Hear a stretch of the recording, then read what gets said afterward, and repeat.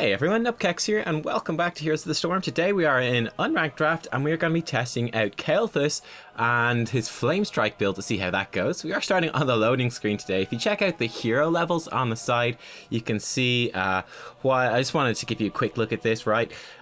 Basically, we're playing with a couple of guys who are newer to the game, and that's okay. So it's going to be a bit of a lower standard game overall, but I want you then to bear in mind is how impactful are we being on Kael'Thas, considering that we're playing with some lower level dudes?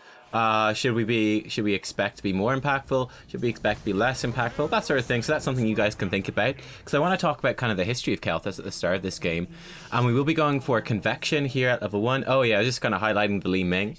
That was our final pick. I think it's a really bad final pick because he's inexperienced. But yeah, basically, we now have like double burst damage into, Artanis and Morales. It's really not going to work out very well. I think that's going to be the hardest thing in this game, is the fact that we've got Li Ming as opposed to something like, Tychus would have been okay, or Vala, or anything like that, sort of sustained damage dealer. But anyway, I have picked up Convection as well. So this is a stacking quest on our Flamestrike. I think we've hit 20 heroes. We get 5 bonus damage for every hero hit. When we hit 20, it locks it in, and we get an additional 100 bonus damage. Got a pretty swag skin mount combination going at the moment as well.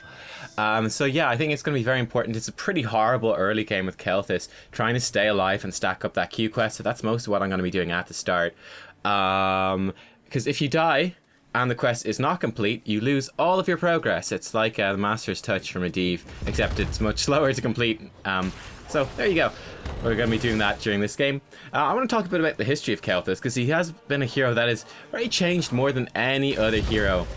I'm going to talk about his recent history as well, not kind of his original history. I wasn't around when Kael'Thas first released in the game, so I missed the whole early Kael'Thas phase, when Kael'Thas was super OP with Ignite and stuff like that.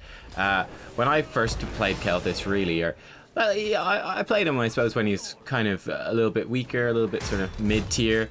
What I want to talk about in this video, though, is how he was last season, the first season of Ranked, when he got massively buffed, and then how his nerfs kind of affected him, and then why he's moved into this Flamestrike build that he has at the moment. So there was a big rework of Kael'Thas, I think during season 1, or maybe the end of the preseason, and he became just absolutely OP. They gave him a whole bunch of new talents, very powerful, and this Flamestrike build was actually part of that talent rework for the most part, but it was the one that saw by far the least play, because it was considered to be, all things considered, probably the weakest one.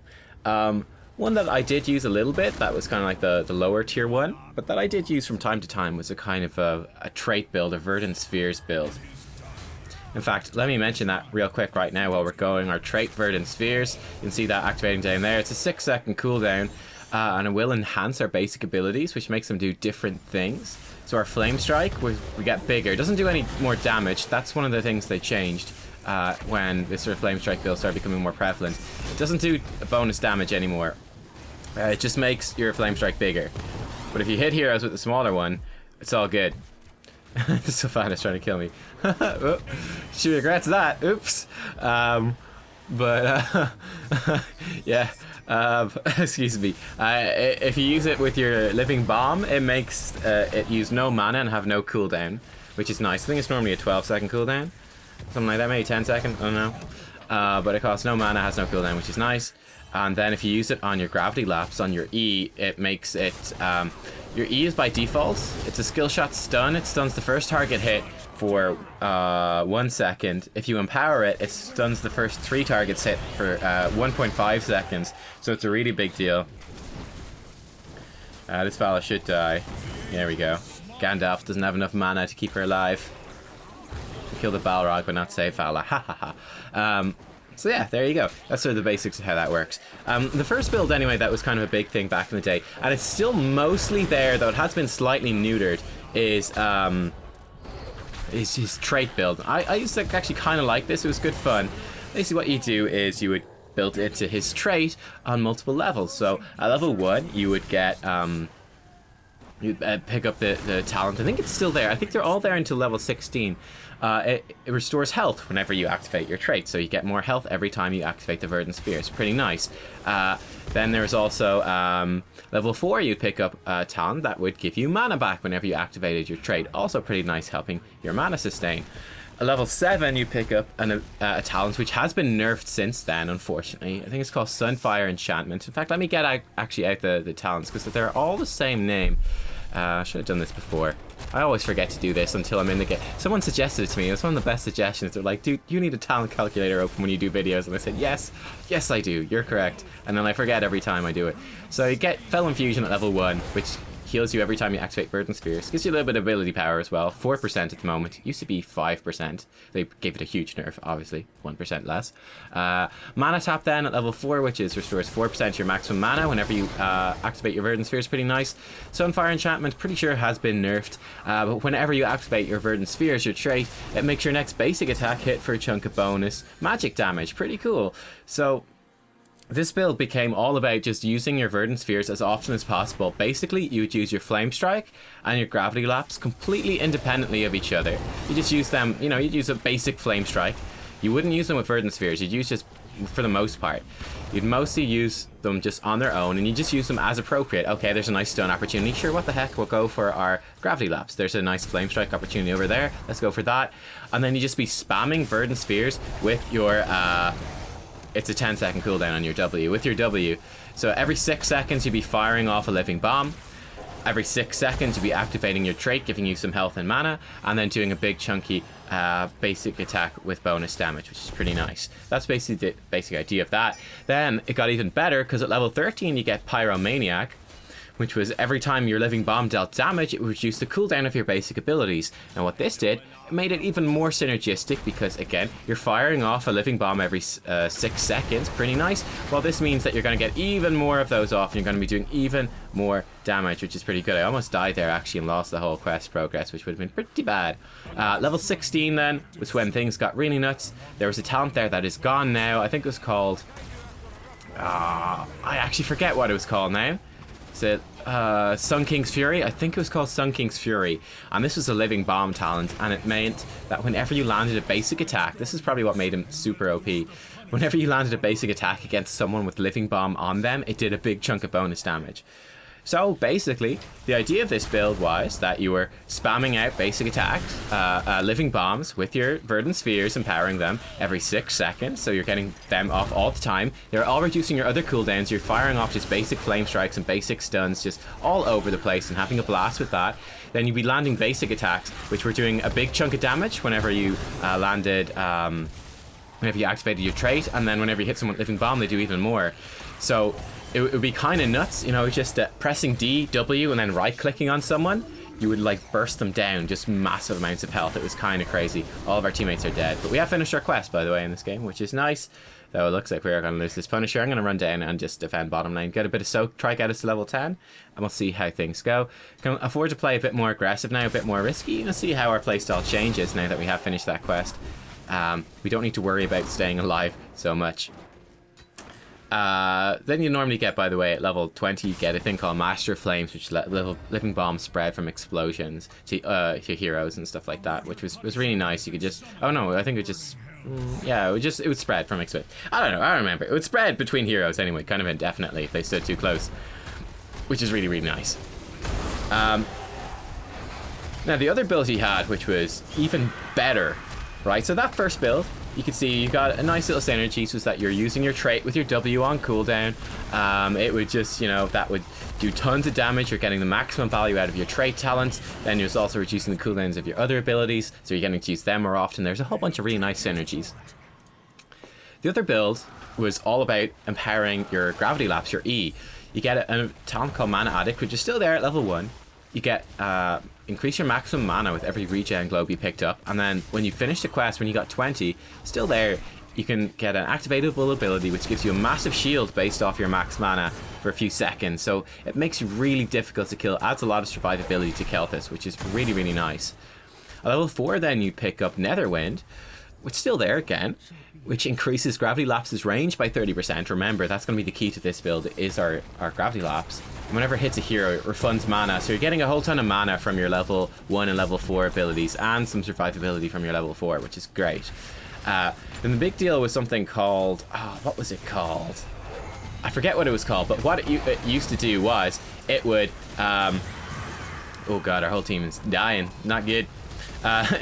It would make, whenever you hit a hero with Gravity Lapse, they would take 30% increased damage from Kael'Thas alone. Only from Kael'Thas, 30% increased damage. I think for like 4 seconds or something like that. It was the first time we had like a player-specific vulnerability in the game. I suppose you could kind of count Jaina's Chill in a sense, though that also does overlap with, you know, clones of Jaina and stuff like that. But yeah, it was a Kael'Thas specific vulnerability. It's gone now. They had to remove it from the game, so super OP. And basically what you do with this talent build, then level 13 and 16 were the same. You still pick up Pyromaniac, so reduce cooldowns whenever you did Living Bomb, periodic damage. And then you pick up the Sun King's Fury, so doing bonus basic attacks to target with Living Bomb. It was a very simple build, and it was completely OP. Because what you do is you just empower your Gravity Lapse every time. So every single time, you'd be looking for this big combo where you would press your D, activate your Verdant Spheres, then do the Verdant Spheres empowered Gravity Lapse. And remember, this would have bonus range, so go further, be easier to hit than with other talent builds. You'd want to hit 1 to 2 heroes with this. When it hit them, or as it was flying out to hit them, you'd activate Flamestrike under them. Remember, you'd have a smaller Flamestrike, so you're not empowering it. But it didn't matter, because they would be stunned for 1.5 seconds, so it would hit them regardless. You would then hit them with your W, and then hit them with some basic attacks, then throw down your Phoenix as well on top of them, and it would do something like 4,000 burst damage at the end of the game. It did absolutely ridiculous burst damage, on top of the fact that you're throwing out these multi-person 1.5 second stuns constantly. It was just an absolutely insane talent build. The amount of damage you could do with this thing was disgusting. And you're also bringing a ton of CC and kill pressure. And that was very much a combo-focused Kael'Thas build. It was all about using your abilities in conjunction. You would even be waiting around, because the Gravity Lapse cooldown was much shorter at the time. You would even be kind of sitting around or waiting sometimes for your cooldowns. Not even using them, just waiting for Gravity Lapse to come back off cooldown so you could combo everything together once again. Pyromaniac at 13 obviously once again helped you to chain things together much more easily. Which that was the basic idea there. And yeah, it was kind of stupidly OP. I think we're gonna die here. We got greedy. We got greedy. We paid the price. Should not have been there. Should have left. Oh well. Now the build we're going for in this game is kind of like the new Kael'Thas build. It's quite a bit different. And I'm gonna talk you through that now. So this is the build that kind of has taken over since Kael'Thas. I might even tweak that level 4 that I took in this build. I'm gonna go for a different one in the build I'm gonna give you guys. I'm gonna tell you why. But yeah, this is the build that has taken over, and this is all about your Q talents. All about making your Flamestrike better and better and better. This is basically taken over because they nerfed the crap out of all the other builds, and they just really neutered them. So this is the one that's here at the moment. I think Kael'Thas overall, I don't think he's in that great of a spot anymore. I think he's really quite weak. And remember, this was considered by far the weakest build of the... Well, not by far, but it was definitely considered the weakest build of those original, sort of the rework Kael'Thas builds when it first came out. It was, you know, people played it a bit at the start and then quickly realized that the other ones were much better, and that's effectively what Kael'Thas has been left with. So level 1 anyway, we pick up Convection. So it's a quest for Flamestrike. Every time we damage an enemy hero, increase its damage up to 100. Again, you lose all those the stacks if you die before it's finished. Once it is finished, you get an additional 100 damage on Flamestrike. So in total, when you finish the Convection quest, 200 bonus damage on your Flamestrike, which is pretty damn strong. Pretty damn strong. So that's what we go for, because it's going to combo really well with our level 16 talents, which we'll come to in a bit. At level 4, in this game, I picked up Mana Tap. So every time I activate my trait, it's going to give me 4% of my max mana, so some mana sustain. I actually think, in hindsight, I think one of the other two ones would be better. You could get, when Gravity Lapse hits a hero, reduces its cooldown by 9 seconds. That could be decent. You're going to have a lot of mana issues. Or maybe Netherwind. I'd probably go for Netherwind, which increases Gravity Lapse's range by 30%, making it easier to use your stun more. And then it makes it refund 80 mana whenever you hit a hero. So giving you a bit of mana sustain and also letting that other ability be a little bit more useful. At level 7 then, we're going to pick up Burned Flesh. So whenever we hit 2 heroes with Flamestrike, it's going to do 8% of their max health as bonus damage to each of them. For example, right there, you can see we hit multiple heroes, and kablam, did a big chunk of damage to them. It's 8% of their max health bonus damage to all those heroes, which is really useful. That's what you want to be doing in this build, is trying to grab one or at least 2 heroes in your flame strikes every time if possible. Phoenix level 10 as usual. You can also grab Pyroblast. It's not as good as Phoenix, but you can grab it if you want to. Level 13, I still do think Pyromaniac is the best one there, which is whenever Living Bomb deals damage, it reduces your cooldowns. Obviously, since we're putting everything else into Flamestrike, it's going to let us Flamestrike more often. To me, that seems like a pretty good deal. That seems really useful. You can see that Flamestrike is going to come off cooldown just a little bit before our trait, so we're going to be able to combo Flamestrike with our trait, basically on trait cooldown, and help landing it on multiple heroes as much as possible. Big fight erupting here. The key talent then at level 16 is Fury of the Sunwell, which makes Flamestrike explode a second time, 1.5 seconds later. So that lets you do, basically lets you get multiple Flamestrikes. So I'm going to try land a multi-person stun here, and we do land it, but it's not really going to help. We do go down. Just trying to pick off Varian. Varian does go down. So 1 kill for 4. That's a win, isn't it? Oh, no! Almost, maybe, almost. It was good effort. A for effort. But yeah, Flurry of the Sunwell is like really the big one with this, and you can see why this gets so much value with this build, right? Flamestrike hitting a second time, you basically get 2 Flamestrikes for the price of 1. Now, the second one is obviously harder to hit, but when it does hit, it's going to be pretty nice. In this game, we are obviously lacking a lot of coordination and stuff, but in a more coordinated game, where, you know, you might have more set team fights or more CC and lockdown, that could be pretty effective. A couple of Flamestrikes coming out on top of each other. Here we go. You can see we caught 2 people, and we catch 2 people again. Massive damage coming out. We almost killed Sylvanas just on our own, and did quite a lot of damage to their other heroes as well. So that worked out pretty well for us. This is not looking good. This is a full health Punisher coming in. We're running for our lives right now. Uh-oh, Li Ming body blocking us. We do make it back to the fountain. I'll talk about the level 20 talent as well after this kind of crazy fight has finished. There we go. We kill Vala and Artanis, so that's nice. But the core is not looking too good. Everyone else is dead. It's only me.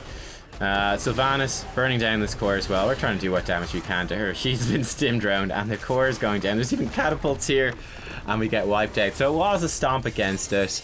But truthfully, I don't really like Kael'Thas very much anymore. He was my #1 hero in ranked season 1. Barely ever got to play him because he's banned out all the time, but whenever he was left up, I would first pick him every single game. Had over 80% win rate with him. He was just insanely strong. Not so anymore. Not so anymore, unfortunately. Level 20 with the Flamestrike build, by the way, you want to grab Flamethrower, which increases the cast range of Flamestrike by 40%, and if you hit 2 or more heroes, it reduces the cooldown by 4 seconds. So this lets you get off just way more Flamestrikes. It makes them much easier to aim. And yeah, that's also part of why I'm thinking Netherwind at 4 is probably the go-to, because this is a very long-ranged Kael'Thas that you're playing. It's going to be like trying to throw Flamestrikes on top of like their kind of their mid to back line, like hoping to get their back line, but also getting their front line as well, because they could be the easiest targets to hit, kind of locked down by the CC in the front. So I think you're playing it fairly far back with the Flamestrikes. So I think making your Gravity Lapse longer range is going to help with that as well. Playing this sort of longer range Kael'Thas, this more zony type Kael'Thas, I think that will probably combo the best. Yeah, it also gives you some mana back, which is certainly nice. But I do think level 4 is pretty open. Level 1 Convection, just getting bonus damage on your Flamestrike. Fury of the Sunwell hits twice, you get double value out of that quest. Burned Flesh at level 7, doing bonus max health damage with Flamestrike, hitting 2 more heroes. Again, because Flamestrike is hitting twice at Fury of the Sunwell, you get double value out of that quest. And then Flamethrower at level 20 on top of that, just getting more value. Additionally, just even more value, even more value. I suppose you could grab something like Backdraft at level 13, which is making your Living Bomb explosion slow people a little bit for a bit more control. I don't know about that. I think Pyromaniac is still the way to go. And then kind of weaving your Living Bombs, using those for cooldown reduction on your Flamestrike. Pretty straightforward. You just want to use your W whenever Flamestrike's on cooldown on something that's easy to hit. until level 20. Once you get Flamethrower at level 20 and you can reduce the cooldown of Flamestrike, I'm not sure exactly how you want to weave in your Living Bomb then. We didn't get that far. But that's something to bear in mind, that you might want to adjust your combo, or when you use your Living Bomb, as you can sort of predict what Flamethrower procs you're going to get. But there you go, guys. It was not a great game, but hopefully you could still get a bit of an insight. And that's why I showed you the loading screen at the start, was to kind of set the scene for that game, so you'd know that we're playing with more inexperienced players. Okay, how can we play around it? Are we actually able to exploit the fact that we're the most experienced one on our team? More than likely, I don't know, but more than likely, we are the most experienced player. Are we able to use that to our advantage on Kael'Thas, as opposed to, let's say, we were on Li Ming or we were on Vala or something like that? Would we have had more of an impact? I think the answer is yes. I don't feel like Kael'Thas is super impactful or super strong right now. I really don't. I feel like he's kind of a burst mage, but his burst is spread over AoE, so it's not as impactful as like a Li Ming or a Jaina, whereas Jaina's AoE is quite potent. I think Kael'Thas brings really powerful wave clear, which is nice, and he also brings, you know, a stun against melee heroes that are easily stunnable. Overall, I don't think he's that strong. I think he's okay.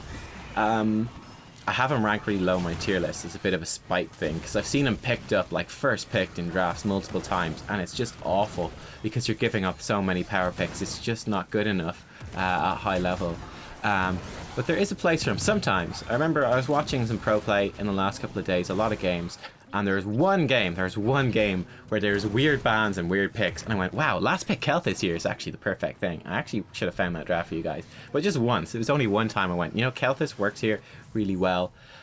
He tends to do well. Infernal Shrines is probably his best map, you know, where you can clear multiple minions with his Flamestrikes and steal them off the point. That's where he's strongest. But obviously he's not very good against the Punisher or anything like that. But yeah, he's okay. I would generally not pick him unless a lot of your other power picks are gone, basically. And the Convection talent as well makes it really awkward to play the early game. If you die in the first few minutes, you're really screwed. You want to finish Convection by the time you get Fury of the Sunwell at 16, which is his big power spike. So you have some time to finish it if you do go wrong. But I mean, the earlier you finish it, because it's flat damage, the better it is. And yeah, it's a difficult quest to finish. This game wasn't too bad because we were playing against weaker players on average again, because we had newbies on our team. So we were able to finish it fairly easily. But still, we almost died, you know? So it just shows you have to be really careful using this quest, and people will kind of try to kill you, especially, I think, if they notice that you have it. Anyway, there you go, guys. A bit of an insight into Kael'Thas. Not very good, and nowhere near as dominant as he was in the previous season. I definitely steer away from picking him until later in the draft.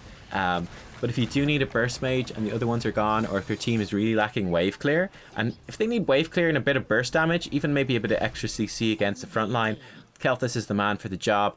But generally speaking, not a hero you're going to see very often at the moment. And not a hero, unfortunately, that Blizzard can seem to manage to balance correctly. But anyway, that's his most popular build right now, guys. Thank you for watching. I'll see you all next time. Bye-bye.